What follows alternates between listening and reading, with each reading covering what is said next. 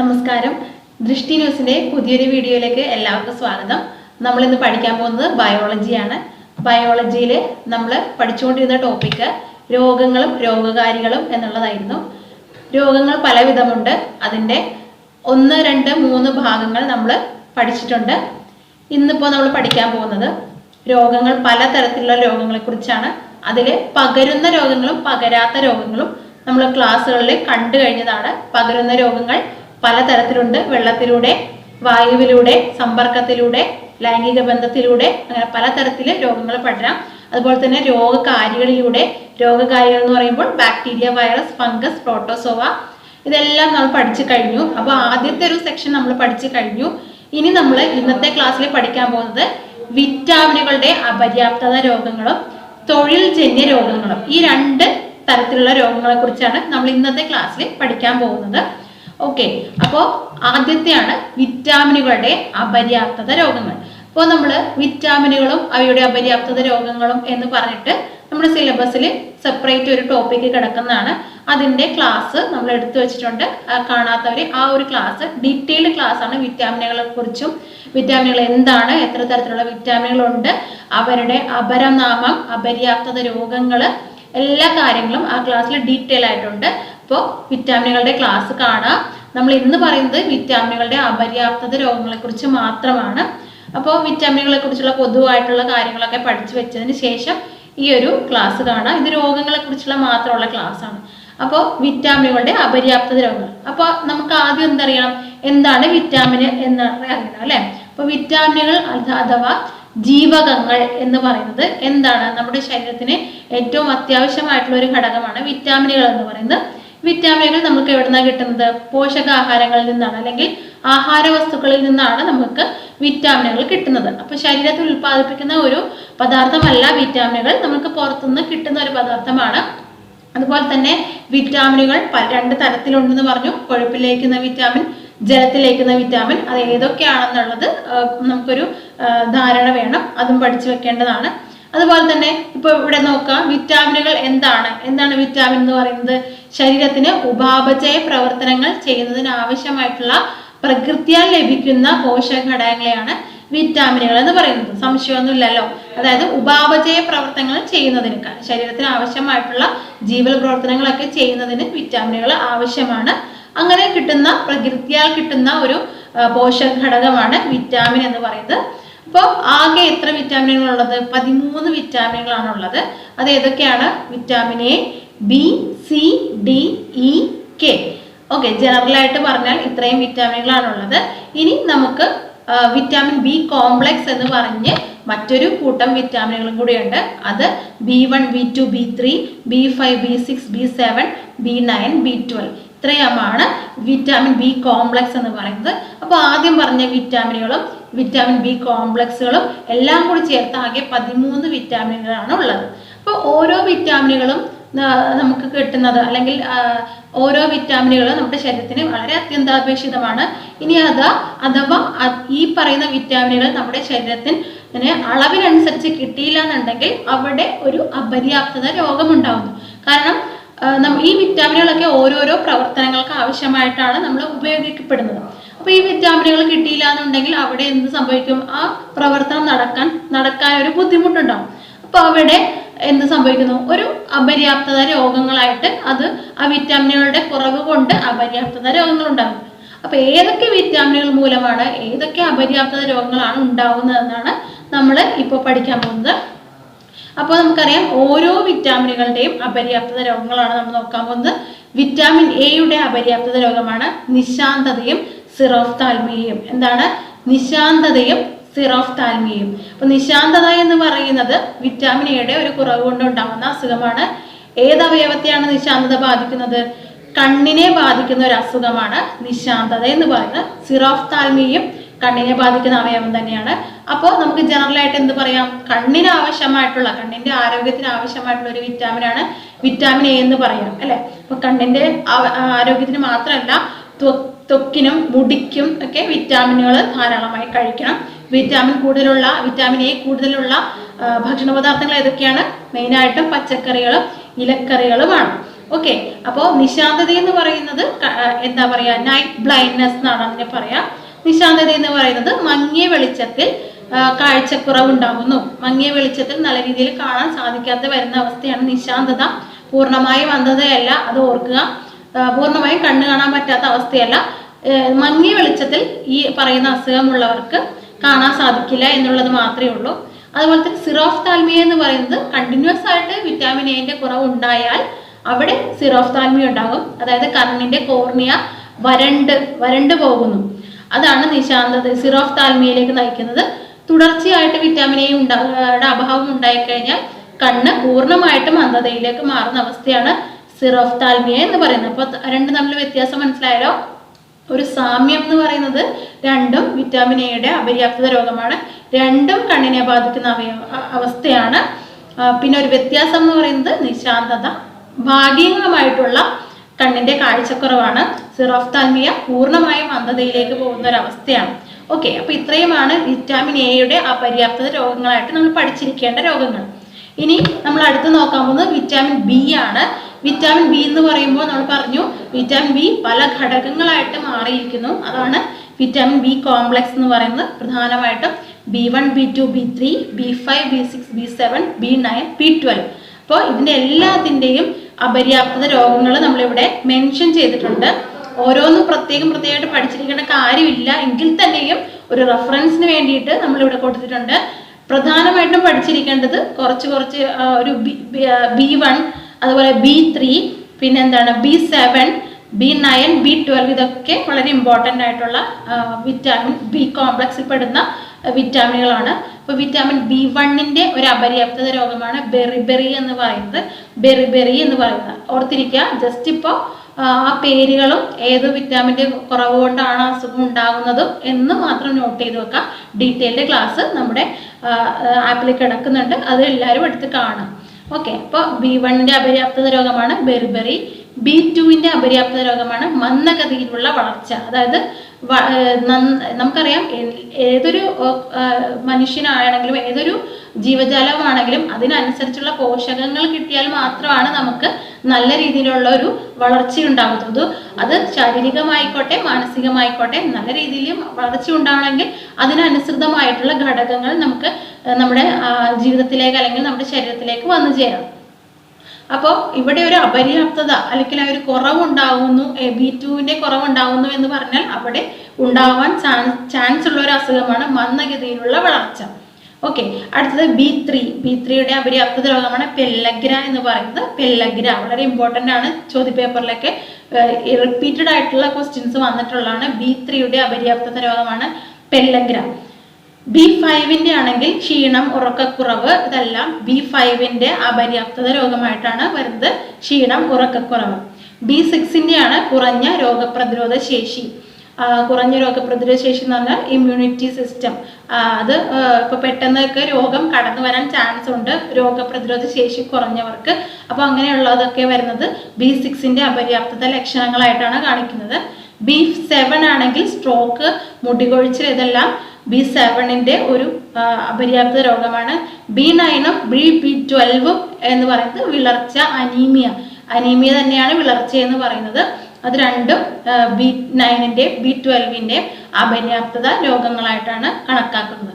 അപ്പോൾ നമ്മളിപ്പോൾ ജനറലായിട്ട് നമുക്ക് ഈ പറയുന്ന ഒരു ക്ഷീണം, ഉറക്കക്കുറവ്, രോഗപ്രതിരോധ ശേഷി കുറവ്, മുടി കൊഴിച്ചിൽ, ഇതൊക്കെ ജനറലായിട്ട് എല്ലാ തരത്തിലുള്ള ആളുകൾക്കും കാണുന്ന ഒരു ലക്ഷണങ്ങൾ തന്നെയാണ്. രോഗം എന്ന് പറയാൻ പറ്റില്ല, അതൊരു രോഗലക്ഷണമാണ്. അപ്പോൾ ഇങ്ങനെയുള്ളൊരു അവസ്ഥയിലൂടെ എല്ലാവരും കടന്നു പോയിട്ടുണ്ടാവും. അപ്പോൾ നമ്മൾ ഇപ്പോൾ ഡോക്ടറിനെ സമീപിക്കുകയാണെങ്കിൽ തന്നെ ഡോക്ടർ എന്താ പറയുക, കുറച്ച് വിറ്റാമിൻ ടാബ്ലറ്റ്സ് ആണ് നമുക്ക് തരുന്നത് അല്ലേ. ജനറലായിട്ട് ഈ പറയുന്ന ബി കോംപ്ലക്സിന്റെ ഒരു ലക്ഷണങ്ങൾ എന്ന് പറയുന്നത് ഇതൊക്കെ തന്നെയാണ്. അപ്പോൾ ഇതിൽ നിന്നും നമുക്ക് അപര്യാപ്തത രോഗം മാറ്റണമെന്നുണ്ടെങ്കിൽ നമ്മൾ എന്താ ചെയ്യേണ്ടത്, വിറ്റാമിൻ ബി കോംപ്ലക്സ് അടങ്ങിയ ഭക്ഷണങ്ങൾ ധാരാളമായിട്ട് നമ്മുടെ ഡയറ്റിൽ ഉൾപ്പെടുത്തുക എന്നുള്ളതാണ് നമുക്ക് ചെയ്യാൻ പറ്റുന്ന ഒരു കാര്യം. അപ്പോൾ വിറ്റാമിൻ ബിയുടെ അപര്യാപ്തത രോഗങ്ങൾ എല്ലാം തന്നെ നമ്മൾ ഈ ഒരു ക്ലാസ്സിൽ ഉൾക്കൊള്ളിച്ചിട്ടുണ്ട്. നന്നായിട്ട് പഠിക്കാം. ഇനി നമ്മൾ നോക്കാൻ പോകുന്നത് വിറ്റാമിൻ സിയുടെ അപര്യാപ്തത രോഗമാണ്. എപ്പോഴും ചോദിക്കുന്ന ഒരു ചോദ്യമാണ് വിറ്റാമിൻ സിയുടെ അപര്യാപ്തത രോഗത്തിന്റെ പേര്, അല്ലെങ്കിൽ ഈ സ്കർവി എന്ന് പറയുന്നത് ഏത് വിറ്റാമിന്റെ അപര്യാപ്തത രോഗമാണ്, അല്ലെങ്കിൽ ഇതിന്റെ ലക്ഷണങ്ങൾ പറഞ്ഞുകൊണ്ട് ചോദിക്കാം ഇത് ഏത് അസുഖത്തിന്റെ ലക്ഷണമാണ്. അപ്പോൾ തിരിച്ചു മറിച്ചുമൊക്കെ ചോദ്യങ്ങൾ പലതരത്തിൽ പല ആവൃത്തി ചോദിച്ചിട്ടുള്ള ഒരു ചോദ്യമാണ് ഈ ഒരു വിറ്റാമിൻ സി എന്ന് പറയുന്നത്. ഇനിയും ചോദിക്കാൻ ചാൻസ് ഉള്ള ഒരു ചോദ്യം തന്നെയാണ്. അപ്പോൾ വിറ്റാമിൻ സിയുടെ അപര്യാപ്ത രോഗത്തിന്റെ പേരാണ് സ്കർവി എന്ന് പറയുന്നത്.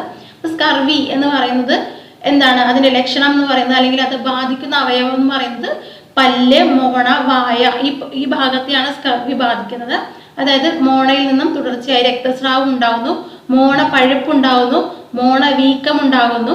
ഇതൊക്കെ സ്കർവിയുടെ ലക്ഷണങ്ങളായിട്ടാണ് വരുന്നത്. അപ്പോൾ ഇതൊക്കെയാണ് ലക്ഷണങ്ങൾ എന്ന് പറയുന്നുണ്ടെങ്കിലും എന്താ പറയാ, ലക്ഷണങ്ങൾ ചോദിക്കുമ്പോൾ ഇതൊക്കെയാണ് ലക്ഷണങ്ങൾ. ഇത് ഏത് രോഗത്തിന്റെയാണെന്ന് ചോദിച്ചാൽ ഉത്തരം സ്കർവി എന്നുള്ളതാണ്. ഇത് ഏത് വിറ്റാമിന്റെ അപര്യാപ്ത രോഗമാണ്? വിറ്റാമിൻ സി ആണ്. അപ്പൊ വിറ്റാമിൻ സി എന്ന് പറഞ്ഞ വിറ്റാമിൻ സിന് ഒരുപാട് പ്രത്യേകതകൾ ഉള്ളതാണ്.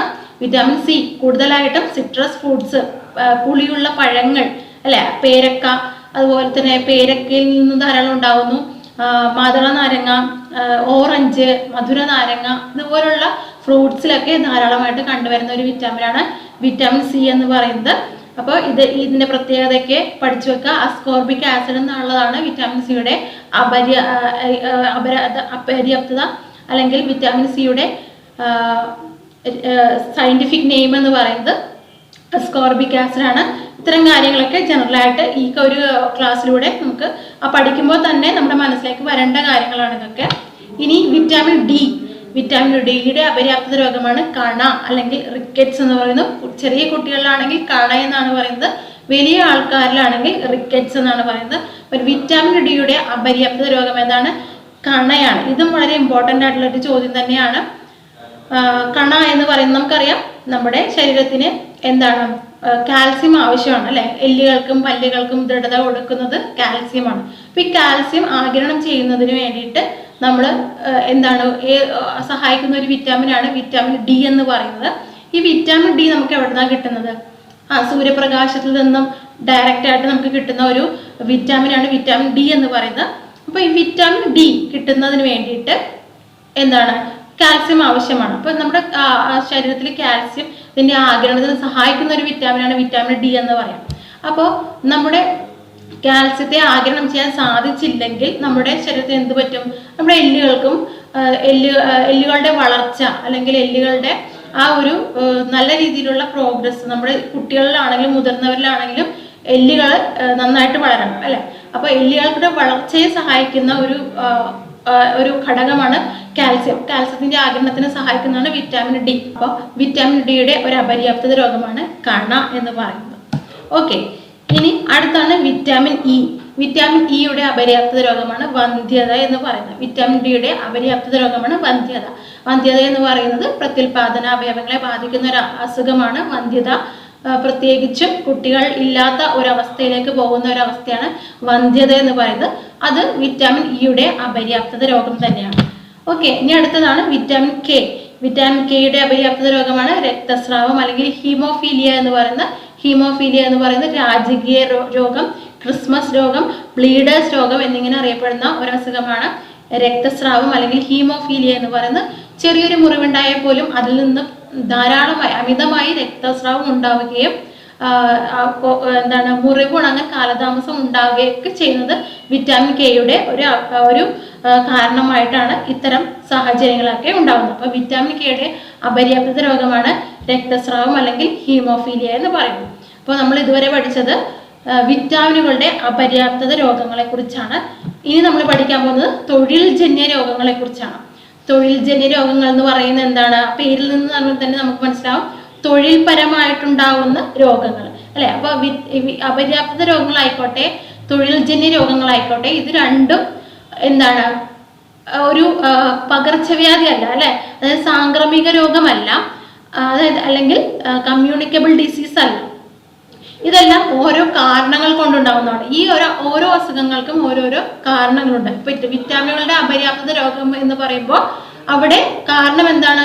ആ വിറ്റാമിനുകൾ ശരീരത്തിന് കൃത്യമായിട്ട് കിട്ടുന്നില്ല. അതാണ് അതിന്റെ കാരണം, ആ അസുഖം ഉണ്ടാവാനുള്ള കാരണം. അപ്പൊ കാരണം കണ്ടെത്തി ചികിത്സിക്കുക എന്നുള്ളതാണ് ഏതൊരു രോഗം പെട്ടെന്ന് മാറാനുള്ള വഴി എന്ന് പറയുന്നത്.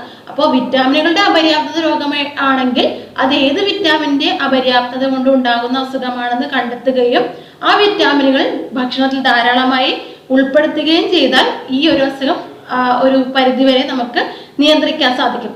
അതുപോലെ തന്നെ തൊഴിൽജന്യ രോഗങ്ങൾ എന്ന് പറയുന്നത് തൊഴിലിടങ്ങളിൽ നിന്നും തുടർച്ചയായി നമ്മൾ ജോലി എടുക്കുന്ന സ്ഥലങ്ങളിൽ നിന്നും അതിൻ്റെ പ്രത്യാഘാതം മൂലമുണ്ടാകുന്ന അസുഖമാണ് തൊഴിൽജന്യ രോഗങ്ങൾ എന്ന് പറയുന്നത്.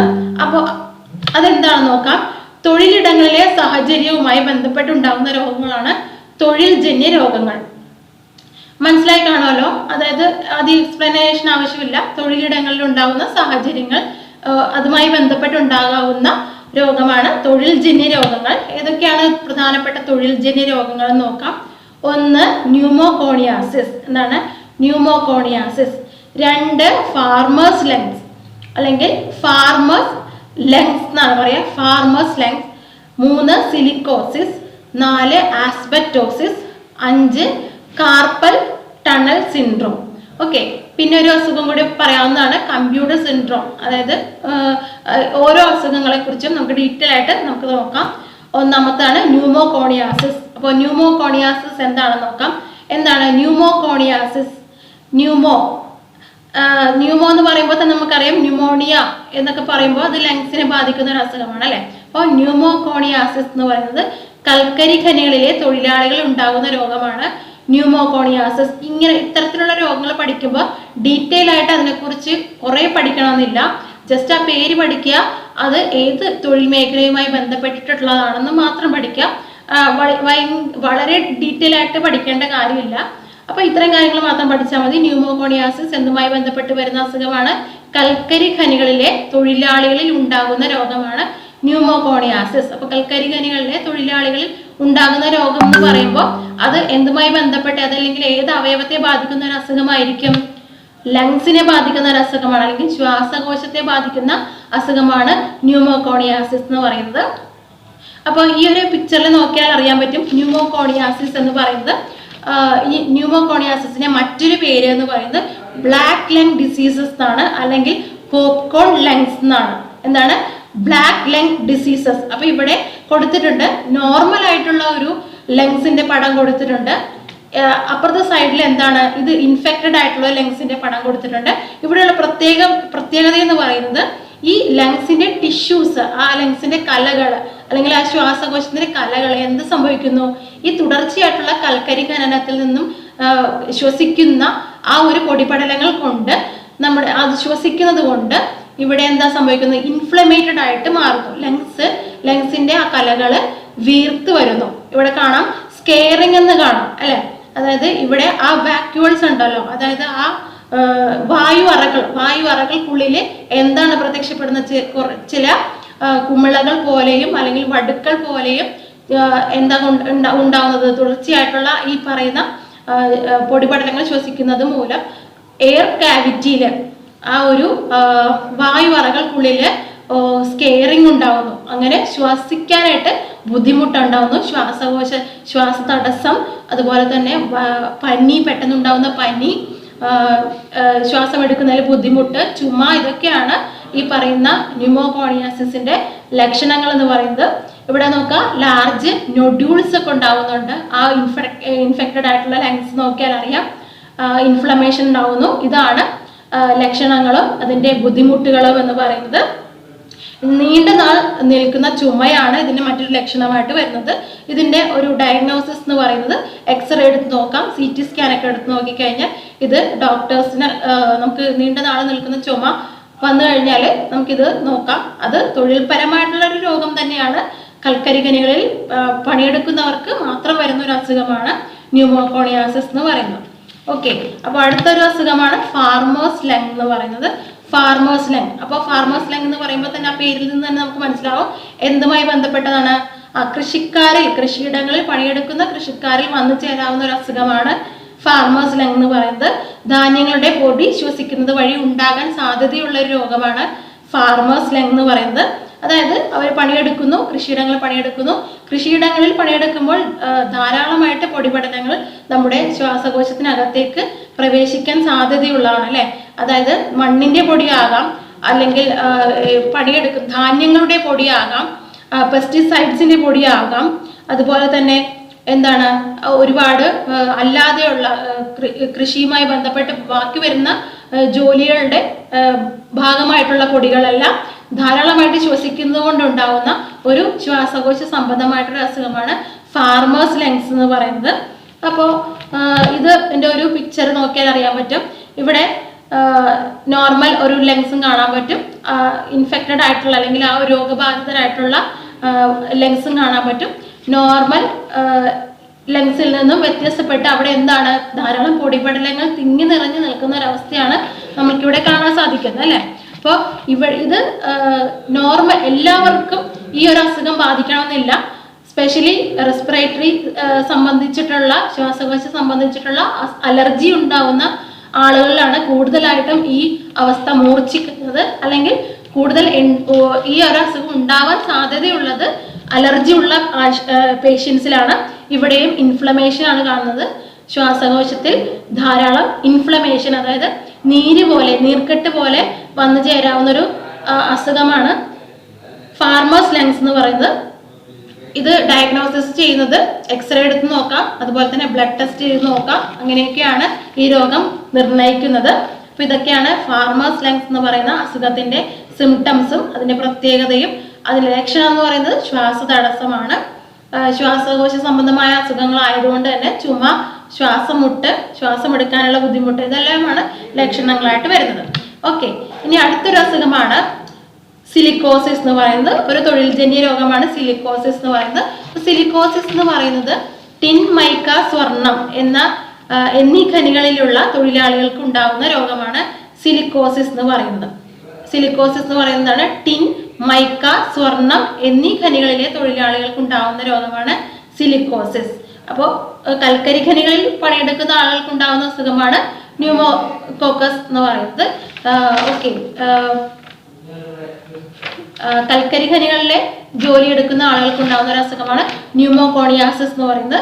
അതിൽ നിന്ന് വ്യത്യസ്തമായി ടിൻ, മൈക്ക, സ്വർണം എന്നീ ഖനികളിലുള്ള തൊഴിലാളികൾക്ക് വന്നു ചേരാവുന്ന ഒരു അസുഖമാണ് സിലിക്കോസിസ് എന്ന് പറയുന്നത്. അപ്പോൾ ആ രണ്ട് അസുഖങ്ങളുടെയും വ്യത്യാസം മനസ്സിലാക്കിയിരിക്കുക. രണ്ടും ഒന്നല്ല. കൽക്കരി ഖനികളിൽ പണിയെടുക്കുന്ന ആളുകൾക്ക് ഉണ്ടാകുന്ന അസുഖത്തിന്റെ പേര് വേറെയാണ്. സ്വർണം, മൈക്ക, ടിൻ എന്നീ ഖനികളിൽ തൊഴിലെടുക്കുന്ന തൊഴിലാളികൾക്ക് വരുന്ന അസുഖത്തിന്റെ പേരാണ് സിലിക്കോസിസ്. അത് രണ്ടും രണ്ട് രീതിയിൽ തന്നെ പഠിച്ചു വെക്കാം. അപ്പോൾ ഇത് നോക്കാം, സിലിക്കോസിസ് എന്താണ്? സിലിക്കോസിസ്, സിലിക്ക എന്ന് പറയുന്ന പ്രോഡക്റ്റ് അല്ലെങ്കിൽ ആ ഒരു പദാർത്ഥം അല്ലെങ്കിൽ ആ ഒരു വസ്തു എവിടെ നിന്നാണ് കിട്ടുന്നത്? സിലിക്ക എന്ന് പറയുന്നത് റോക്കിൽ നിന്നും അല്ലെങ്കിൽ കല്ല്, കരിങ്കല്ല്, പിന്നെ എന്താണ് അങ്ങനെയുള്ള കാര്യങ്ങളിൽ നിന്നും, ക്ലേ, അതുപോലെ റോക്ക്, സാൻഡ് ഇതുപോലുള്ള കാര്യങ്ങളിൽ നിന്നാണ് സിലിക്ക പൊടികൾ ധാരാളമായിട്ട് കണ്ടുവരുന്നത്. അപ്പൊ ഇത് തുടർച്ചയായിട്ട് ഈ ഒരു മേഖലയിൽ പണിയെടുക്കുന്ന ആളുകൾക്ക് തുടർച്ചയായിട്ട് ഇത് ശ്വസിക്കേണ്ടി വരുന്നുണ്ട്. ഇത് ശ്വസിക്കുമ്പോൾ എന്താ സംഭവിക്കുന്നത്?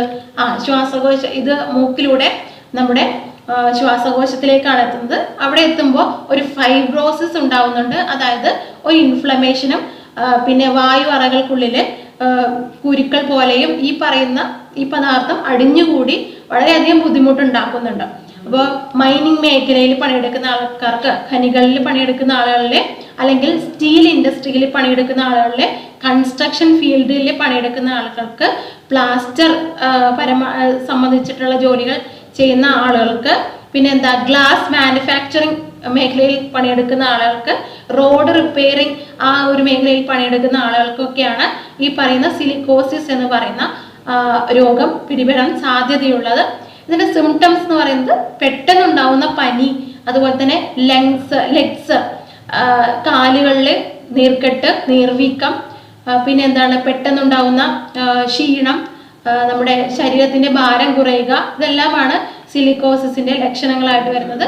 ഇത് ഡയഗ്നോസിസ് ചെയ്യുന്നത് ഓഫ് കോഴ്സ് CT സ്കാൻ എടുത്ത് നോക്കാം, എക്സ്റേ എടുത്ത് നോക്കാം, പിന്നെ അതുപോലെ തന്നെ ലങ്സിന്റെ ബയോപ്സി ഒക്കെ ചെയ്ത് നോക്കാം. ഇപ്പോൾ ലങ്സിനെ ബാധിക്കുന്ന എന്തൊരു അസുഖമാണെങ്കിലും ചികിത്സിക്കാൻ വൈകും തോറും അതൊരു ക്യാൻസറസ് ആയി മാറാൻ സാധ്യതയുണ്ട്. അതുകൊണ്ട് തന്നെ ബയോപ്സി ഒക്കെ സജസ്റ്റ് ചെയ്യാറുണ്ട് ഈ പറയുന്ന അസുഖങ്ങളൊക്കെ വന്നു കഴിഞ്ഞാൽ. അപ്പോൾ ഈ പറയുന്ന അസുഖങ്ങൾ വന്ന് പെട്ട് കഴിഞ്ഞാൽ അതൊരിക്കലും പൂർണ്ണമായിട്ടും മാറാൻ ചാൻസ് ഇല്ല, നമ്മൾക്ക് മെയിൻറ്റെയിൻ ചെയ്ത് നിർത്താം എന്നുള്ളത് മാത്രമേ ഉള്ളൂ. അല്ലെങ്കിൽ നമുക്ക് ചെയ്യാവുന്ന ഒരു അസുഖം ഈ തൊഴിൽ മേഖലയിൽ നിന്ന് മാറി വേറൊരു തൊഴിൽ മേഖല തിരഞ്ഞെടുക്കുക എന്നുള്ളതാണ്. അപ്പോൾ ഇത് രണ്ടുമാണ് ചെയ്യാൻ പറ്റുന്ന ഒരു കാര്യം എന്ന് പറയുന്നത്. അപ്പോൾ ശ്രദ്ധിക്കുക, സിലിക്കോസിസ് ഏത് മേഖലയുമായി ബന്ധപ്പെട്ടതാണ്? ടിൻ, മൈക്ക, സ്വർണം എന്നീ ഖനികളിലെ തൊഴിലാളികൾക്ക് ഉണ്ടാകുന്ന രോഗമാണ് സിലിക്കോസിസ് എന്ന് പറയുന്നത്. അതും ഒരു ശ്വാസകോശ സംബന്ധമായിട്ടുള്ള അസുഖമാണ്. അടുത്തൊരു അസുഖമാണ് ആസ്ബറ്റോസിസ് എന്ന് പറയുന്നത്. ആസ്ബറ്റോസിസ് എന്താണ് ആസ്ബറ്റോസിസ്? ആസ്ബറ്റോസ് ഫാക്ടറികളിൽ പണിയെടുക്കുന്നവരിൽ ഉണ്ടാകാൻ സാധ്യതയുള്ള രോഗമാണ് ആസ്ബറ്റോസിസ് എന്ന് പറയുന്നത്. ആസ്ബറ്റോസ് ഫാക്ടറികളിൽ പണിയെടുക്കുന്നവർക്ക്. ഓക്കെ, അപ്പൊ ആ പേരിൽ നിന്ന് തന്നെ നമുക്ക് കണക്ഷൻ കിട്ടുന്നതാണ് അല്ലെ. അപ്പൊ അതെന്താണ് ആസ്ബറ്റോസിസ് നോക്കാം. ഇവിടെ ആസ്ബറ്റോസിസ് കൊടുത്തിട്ടുണ്ട്.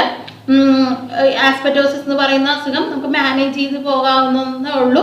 അല്ലാതെ പൂർണ്ണമായിട്ടും ഒരു തവണ പിടിപെട്ട് കഴിഞ്ഞാൽ പൂർണ്ണമായിട്ടും അത് മാറാൻ, അല്ലെങ്കിൽ എന്തെല്ലാം മരുന്ന് കഴിച്ചാലും മാറാൻ സാധ്യതയില്ലാത്തൊരു അസുഖമാണ് ഇത്. ഒരു ഫൈബേഴ്സ് കണ്ടോ ഇവിടെ കൊടുത്തിട്ടുണ്ട്, ആസ്ബറ്റോസ് ഫൈബേഴ്സ്. അതായത് ആ ഒരു ആസ്ബറ്റോസിന്റെ പൊടികൾ ശ്വസിക്കുന്നത് മൂലം അവിടെ എന്താ ഉണ്ടാവുന്നത്? ഈ പറയുന്ന നമ്മുടെ ലങ്സിനെ നമുക്കറിയാം, ഒരു ശ്വാസകോശത്തെ പൊതിഞ്ഞ് ഒരു ആവരണം പോലെ ഒരു മെംബ്രെയിൻ ഉണ്ട്, ഒരു ആവരണമുണ്ട്. ആ ആവരണത്തിന്റെ പേരാണ് പ്ലൂറ എന്ന് പറയുന്നത്.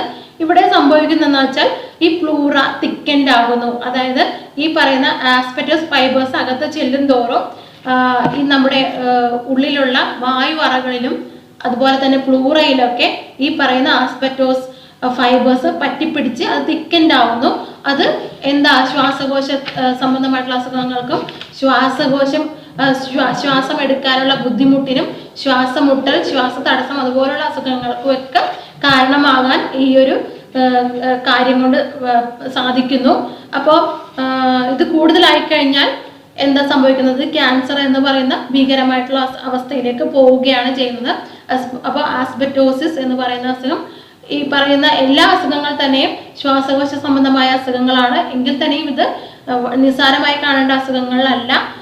വളരെ മൂർധന്യ അവസ്ഥയിലേക്ക് പോകും തോറും വളരെയധികം കഷ്ടപ്പാടും വളരെയധികം ബുദ്ധിമുട്ടും ഉള്ള ഒരു അസുഖം തന്നെയാണ്. പേഷ്യൻസിന് വളരെയധികം ബുദ്ധിമുട്ട് വരുന്ന ഒരു അസുഖമാണ് ഈ പറയുന്ന എല്ലാ ശ്വാസകോശ സംബന്ധമായിട്ടുള്ള അസുഖങ്ങളും. പ്രധാനമായിട്ടും കൺസ്ട്രക്ഷൻ ഫീൽഡിലുള്ള ആളുകൾക്ക്, ഇലക്ട്രിക്കൽ വർക്കൊക്കെ ചെയ്യുന്ന ആളുകൾക്ക്, റോഡ് വർക്കേഴ്സ്, അതുപോലെ തന്നെ ഷിപ്പ് യാർഡ് മേഖലയിൽ വർക്ക് ചെയ്യുന്ന ആളുകൾക്കൊക്കെ ആസ്ബറ്റോസിസ് എന്ന് പറയുന്ന അസുഖം വളരെ പെട്ടെന്ന് തന്നെ പിടിപെടാൻ സാധ്യതയുള്ളതാണ്. നെഞ്ചുവേദന, വളരെ ഉച്ചത്തിലുള്ള ചുമ, കട്ടികൂടിയ കഫത്തോടു കൂടിയുള്ള ചുമ, പിന്നെ എന്താണ് തലകറക്കം, ക്ഷീണം, ഇതെല്ലാം ആസ്ബറ്റോസിന്റെ ലക്ഷണങ്ങൾ തന്നെയാണ്. ഓക്കെ, ഇനി അടുത്തൊരു അസുഖമാണ് ബൈസിനോസിസ് എന്ന് പറയുന്നത്. ബൈസിനോസിസ് എന്ന് പറയുന്നത് ഖനിത്തൊഴിലാളികൾ, ക്വാറി, ടണൽ ഓപ്പറേറ്റർമാർ, പരുത്തി വ്യവസായ മേഖലയിലെ തൊഴിലാളികൾക്ക് ഉണ്ടാകുന്ന രോഗമാണ് ബൈസിനോസിസ് എന്ന് പറയുന്നത്. എല്ലാ മേഖലയിൽ തന്നെ ഉണ്ടാകുന്നതാണെങ്കിൽ പ്രധാനമായിട്ടും പരുത്തി വ്യവസായ മേഖല എന്ന് പറഞ്ഞിട്ടുണ്ട്. അപ്പോൾ ബൈസിനോസിസ് ഓർക്കാം. തുണിമില്ലിലൊക്കെ ജോലി എടുക്കുന്ന ആളുകൾക്ക് അത്തരത്തിലുള്ള പൊടികളോ എല്ലാം നമുക്ക് നമ്മുടെ ശരീരത്തിനകത്തേക്ക് പ്രവേശിക്കാൻ സാധ്യതയുള്ളതാണ്. അപ്പോൾ അങ്ങനെയുള്ള വസ്തുക്കൾ നമ്മുടെ ശരീരത്തിനകത്തേക്ക് കടന്നുകൂടുകയും ശ്വാസകോശത്തിനകത്ത് ഇവ തങ്ങി നിൽക്കുകയും അങ്ങനെ ഉണ്ടാകുന്ന ഒരു അസുഖമാണ് ബൈസിനോസിസ് എന്ന് പറയുന്നത്. ശ്രദ്ധിക്കുക. അപ്പോൾ ബൈസിനോസിസ് പരുത്തി വ്യവസായ മേഖലയിലൊക്കെ അല്ലെങ്കിൽ ടെക്സ്റ്റൈൽ മേഖലയിലൊക്കെ തുണി വ്യവസായ മേഖലയിലൊക്കെ കൂടുതലായിട്ടും വരാൻ സാധ്യതയുള്ള ഒരു അസുഖമാണ് ബൈസിനോസിസ്. ഇതും ഒരു ശ്വാസകോശ സംബന്ധമായിട്ടുള്ള അസുഖം തന്നെയാണ്. അടുത്തൊരു അസുഖമാണ് കാർപ്പൽ ടണൽ സിൻഡ്രോം എന്ന് പറയുന്നത്. കാർപ്പൽ ടണൽ സിൻഡ്രോം എന്താണ്? കാർപ്പൽ ടണൽ സിൻഡ്രോം, അതായത് കാർപ്പൽ ടണൽ സിൻഡ്രോം നമ്മൾ ഇത്രയും നേരം പഠിച്ച അസുഖങ്ങളിൽ നിന്ന് വ്യത്യസ്തമായിട്ട് ഇത്രയും നേരം പഠിച്ചത് ശ്വാസകോശ സംബന്ധമായിട്ടുള്ള അസുഖങ്ങളെയാണ്. കൈത്തണ്ടയിൽ ഉണ്ടാകുന്ന അമിതമായ സമ്മർദ്ദം മൂലം ഉണ്ടാകുന്ന ഒരു അസുഖമാണ് കാർപ്പൽ ടണൽ സിൻഡ്രോം എന്ന് പറയുന്നത്. അപ്പോൾ കൈത്തണ്ടയിലാണ് ഈ ഒരു അസുഖം അസുഖത്തിന്റെ സിംറ്റംസ് കാണിക്കുന്നത്. പെയിനും കാര്യങ്ങളൊക്കെ കൈത്തണ്ടയിൽ ഉണ്ടാകുന്നതാണ്. കോഴി വളർത്തൽ കേന്ദ്രങ്ങളിൽ ജോലി ചെയ്യുന്നവരിൽ സാധാരണയായി കാണപ്പെടുന്ന ഒരു അസുഖമാണ് കാർപ്പൽ ടണൽ സിൻഡ്രോം എന്ന് പറയുന്നത്. അപ്പോൾ ഈ രണ്ട് പോയിന്റുകൾ ഓർത്തു വെക്കാം. ഏത് മേഖലയുമായി ബന്ധപ്പെട്ടാണ്? കോഴി വളർത്തൽ കേന്ദ്രങ്ങൾ ജോലി ചെയ്യുന്നവർക്ക് സ്ഥിരമായി ഉണ്ടാകുന്ന ഒരു അസുഖമാണ് കാർപ്പൽ ടണൽ സിൻഡ്രോം. ഇത് ഏത് ഭാഗത്തെയാണ് ബാധിക്കുന്നത്? കൈത്തണ്ടയിൽ ഉണ്ടാകുന്ന പെയിൻ അല്ലെങ്കിൽ വേദന, അമിതമായിട്ടുള്ള വേദനയാണ് കാർപ്പൽ ടണൽ സിൻഡ്രോം എന്ന് പറയുന്നത്. പേര് ഓർത്തു വെക്കാം, ഏത് തൊഴിൽ മേഖലയുമായി ബന്ധപ്പെട്ടതാണെന്ന് ഓർത്തു വെക്കാം, അതിന്റെ ബാധിക്കുന്ന അവയവം ഓർത്തു വെക്കാം. ഇത്രയും കാര്യങ്ങളാണ് ഈ ഒരു പോർഷനിൽ നമുക്ക് പഠിക്കാനുള്ളത്.